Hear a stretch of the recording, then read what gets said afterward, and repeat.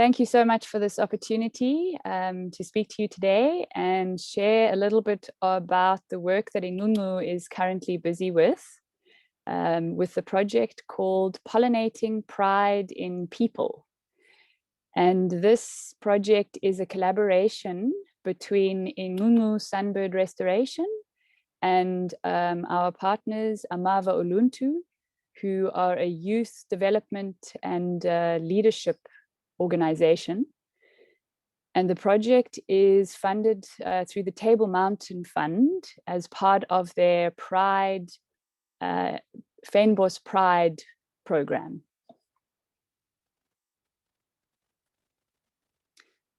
So to give you an outline of the project, it is made up of two programs. The first is the Pollinator Garden program, which is facilitated by Ingcungcu Sunbird Restoration.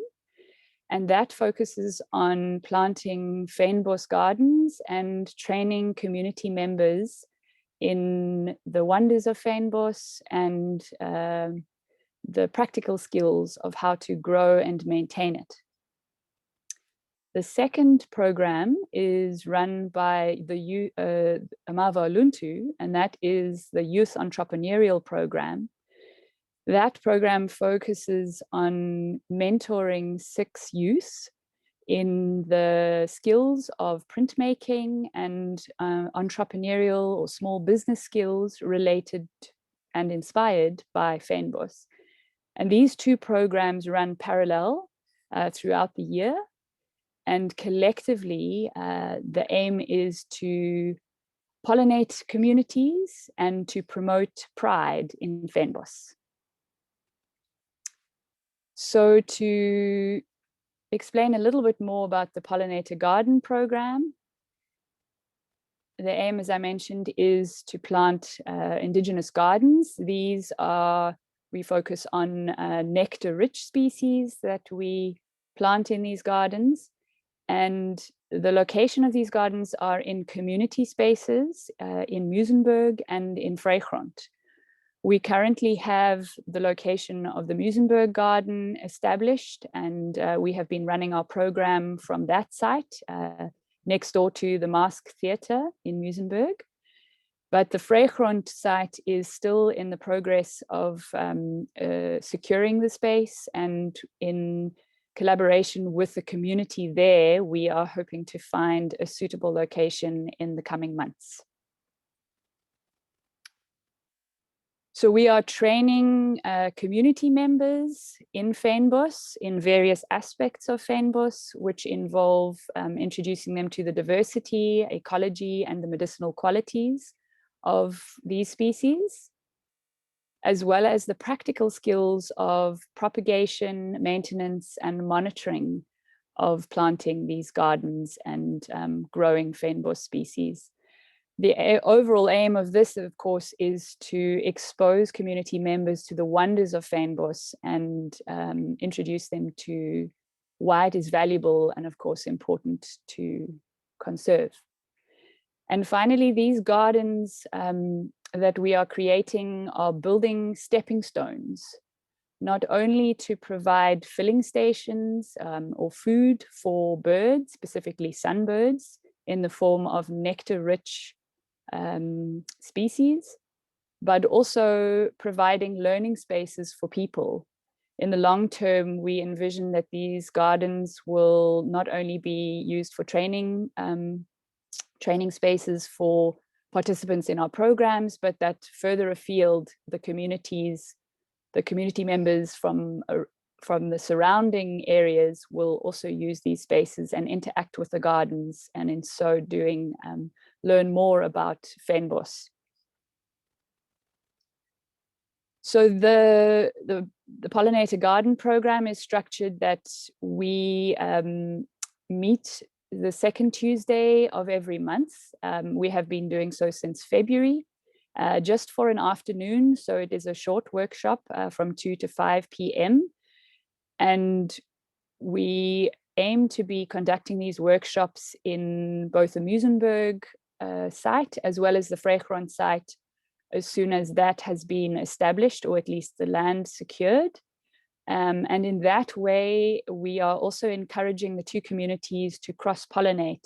So that is not just the single location in Muizenberg that is being used for training, but that participants from Muizenberg get to visit spaces in Vrygrond that they would not normally interact with, and therefore community pollination is encouraged.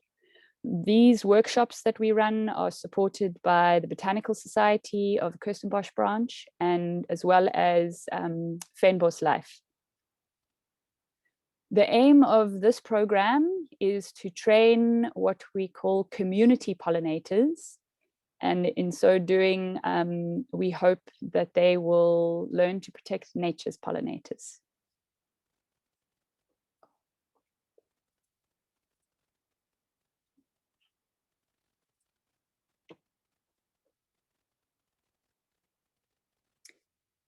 To give you a little bit more detail on the youth entrepreneurial program, this is a more intensive program, and it focuses on 18 youth, 6 involved per year, in a training for skills development in entrepreneurial or small business skills, as well as printmaking and design, with a focus on Fynbos. The aim is also to, out of this training, to create Fynbos inspired designs and products that are actually marketable and can therefore create an income for these youth participants. As part of the program, Amavo Luntu will also build a social media campaign around the program in order to promote Fynbos, to promote pride in Fynbos, and to share the content and the findings of both the youth program as well as the garden program, as we believe it is very important that the work we're doing is not only to the benefit of the participants, but that of course the broader community can share in a little bit of what we are working on. And finally, as part of this program, we are developing online resources in the form of videos and webinars, which will be based on the learning content of this program and some of the garden program as well, with the aim that this content will be available open source online long after these programs have completed. And thus shares the value of the work that and the findings that we are producing. The youth program, as I mentioned, is a bit more intensive, with the 10 design workshops being held or hosted and facilitated by Amavo Luntu. Those are focused on the printmaking. And in addition, 10 entrepreneurial workshops, which are focused on the business skills side and hosted by False Bay College. So this program runs every Friday. And if there is not a workshop running, the participants are encouraged to come in and work on their own. And there is a studio space where they can continue to create their designs, and a group of mentors that they have access to. So this youth program is aimed at building skills to promote pride in Fynbos.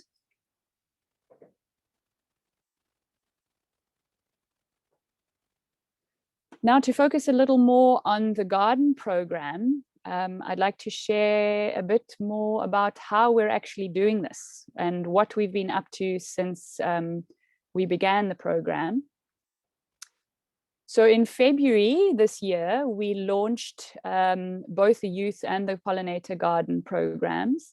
And to start, we signed up 21 participants from Muizenberg, Vrygrond, and the surrounding communities. And we met in the Muizenberg Community Garden, as you see in this image. And and just connected as a group and learned a little bit about where everyone is coming from and what their background is and the interests that they have that brought them together to learn about fynbos.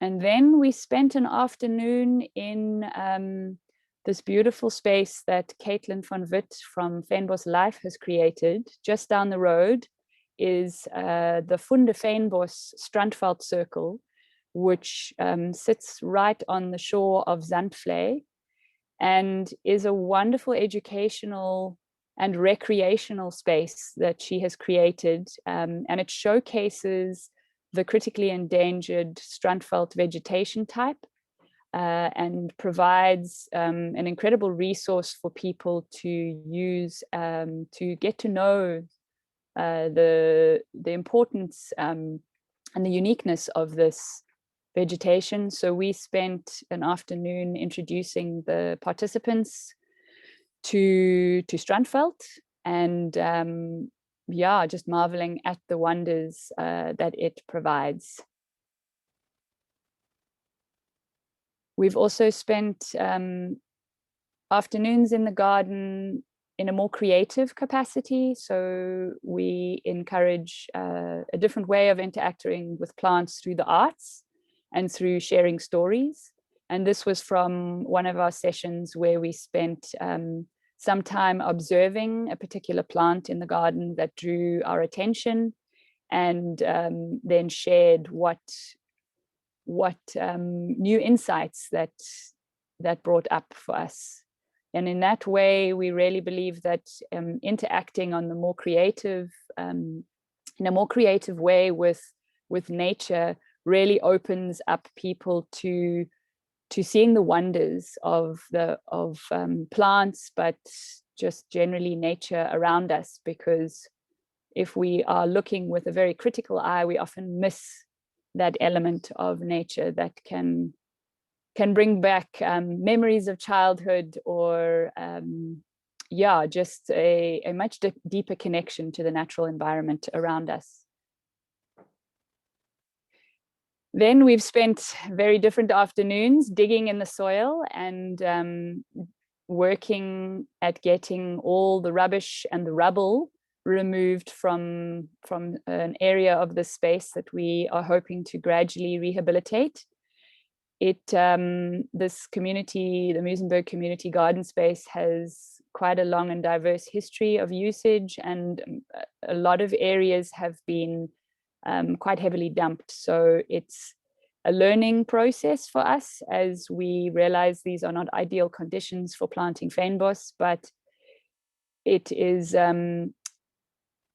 it's a process of learning what is required to rehabilitate the space, and how can we develop collectively with our participants innovative ways to restore the space so that fynbos species can be reintroduced, and we can create a learning space that not only is functional and from a social perspective, but that also provides space for fynbos species that create a functional ecosystem for the natural environment. Then we had a very exciting day in May where we had our first planting day at the community garden. And in fact, it was our first planting day of the year.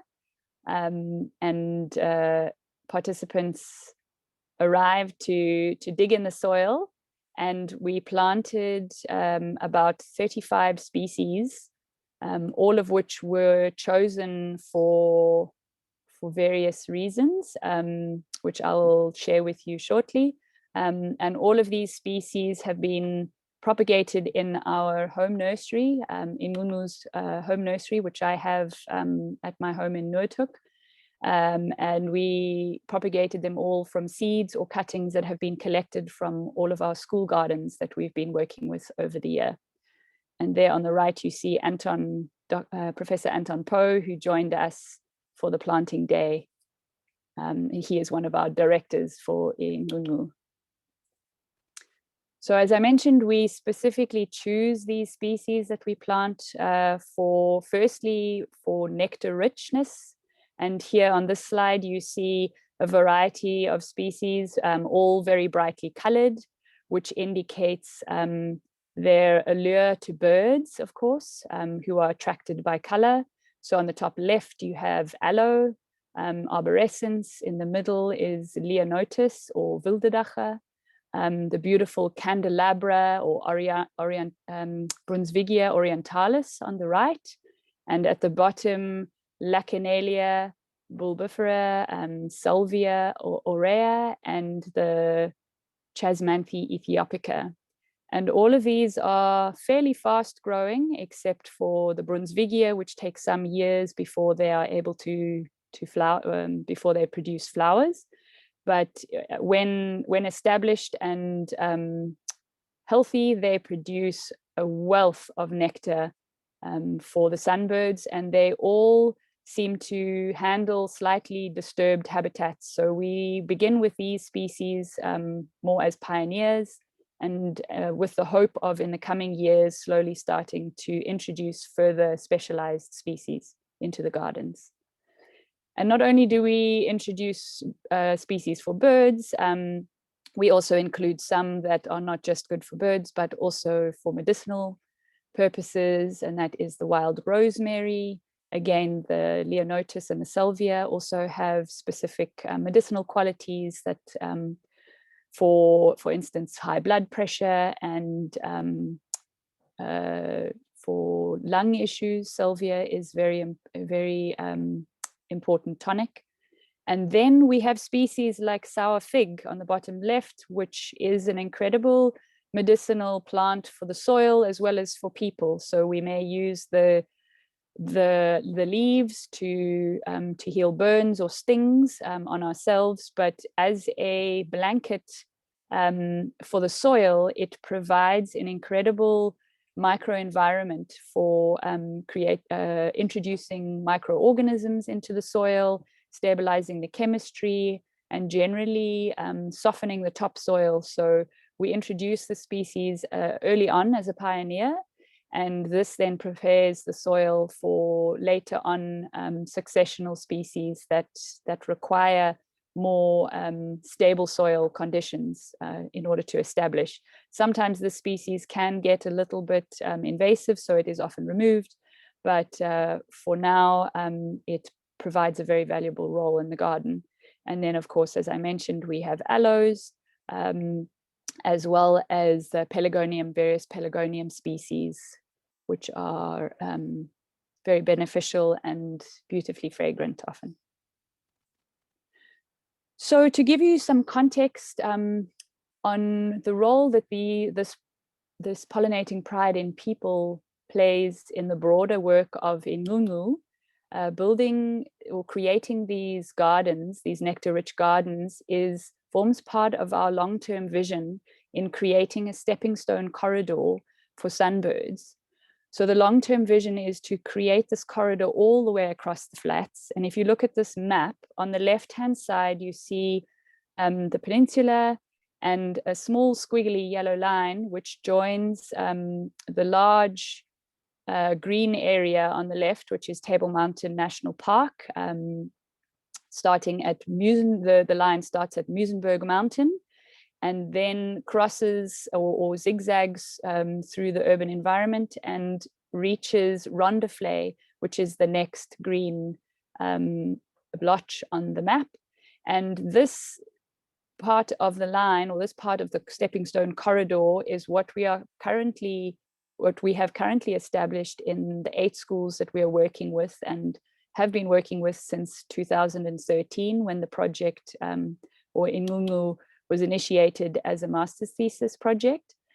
And the long-term vision is to build this corridor from not only connecting Muizenberg Mountain with Rondeflay, which it is currently doing, but to further connect all the way across the Cape Flats to Stellenbosch and the mountains above Stellenbosch. And if you look at the Cape Flats, you can see that a large portion of the area has been transformed and very little of it is currently being protected. So with these stepping stones, the aim is to link these isolated patches that still remain on the Cape Flats and of course are critically endangered because of the level of transformation that the Cape Flats has had through urban development and agriculture. Secondly, in planting these gardens with nectar-rich species, we are also aiming to restore the migration routes of nectar-feeding birds, such as sunbirds, so that they are able to travel across the Cape Flats, or at least travel down further into the urban landscape to find food, which is particularly important when fires break out on the surrounding mountain areas. And finally, the aim is to reconnect urban communities, and in particular school children, to the natural environment around them. And we really believe that it is a very important part of addressing the issues around conservation and better understanding what actually drives the decisions that we make around our relationship to nature. If we are disconnected to nature, then we can't possibly feel care for it. So in aiming to link, restore, and reconnect, we hope that these stepping stone corridors go some way in bringing together the three elements of Ingcungcu, which is reconnecting plants, birds, and people. So if you're interested in any of the work that we are currently doing, whether through the Pollinating Pride in People program, you can contact me at ingcungcu.project@gmail.com, or specifically, if you are interested around the youth program, Amavo Luntu can be contacted on their email address below as well. And finally, just to share a big thank you to all of our partners, collaborators, and supporters in our work, because we would not be able to do that. We would not be able to do the work that we are doing without their incredible support and encouragement, and particularly to Cape Bird Club for their continued support of our work, and again for this opportunity to share with you today what we're currently busy with. So look forward to hearing from you, and if you would like to keep in touch, you can also follow us on social media at Ingcungcu Sunbird Restoration, both on Facebook and on Instagram. Thank you so much.